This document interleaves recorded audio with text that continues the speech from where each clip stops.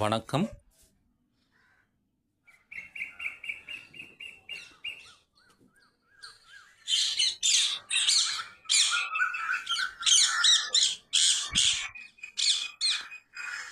கேட்டிங்களா?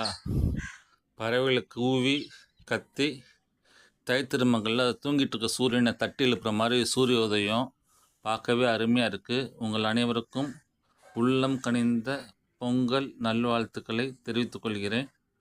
இன்றைக்கி தை முதல் நாள், அறுவடை திருநாள். ஸோ நம்ம மாடி தோட்டத்தில் நம்ம என்னத்தை போட்டிருக்கோம், எதை அறுவடை பண்ண போடுறோம் பார்த்தீங்களாக்கும்.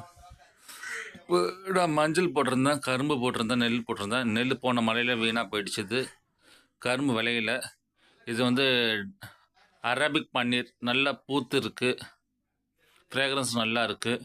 ஸோ இதையும் இன்றைக்கி பறிச்சுப்போம். அப்புறம் கரும்பு அங்கே இருக்குது, ஆனால் அதை அறுத்து சாப்பிட்ற அளவுக்கு பெருசாக வளரல. ஸோ அடுத்த வருஷம் தான் இந்த கரும்பு நம்மளுக்கு பயிராகும். அப்புறம் பார்த்தீங்களாக்கா அடுத்தது பார்த்தீங்களா மஞ்சள் வந்து ஒரு 4-5 செடி வச்சுருக்கேன். அதை எடுத்து நோண்டி பார்ப்போம். அதுதான் இன்றைக்கி அறுவடை பண்ணி கொண்டு போகிறதுக்கு நம்மளுக்கு இருக்குது. ஸோ நான் அதை எடுத்ததை லைவ்லேயும் போட்டிருக்கேன். அதை ரெக்கார்ட் பண்ண முடியல, லைவ் போட்டதுனால. அடுத்த அறுவடையை உங்களுக்கு நாங்கள் காமிக்கிறனால முடிஞ்சதை காமிச்சிட்ருக்கேன் பாருங்கள். நீங்கள் மாடி தோட்டத்தில் பொங்கல் தை முதல் நாளுக்கு எடுத்த மஞ்சள்.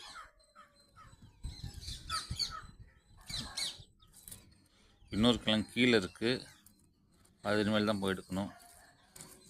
ஸோ இது லைவ் போட்டிருக்க எடுக்கிறது, ஆனால் ஒரே கையில் வச்சு பண்ணும்போது நஷ்பிலெலாம் வரல. ஸோ மோசம் கிடையாது, ஓகே தான் அறுவடை. அடுத்த வாட்டி இன்னும் கொஞ்சம் பக்குவம் போட்டு நிறைய எடுக்கிற மாதிரி ட்ரை பண்ணணும். நன்றி.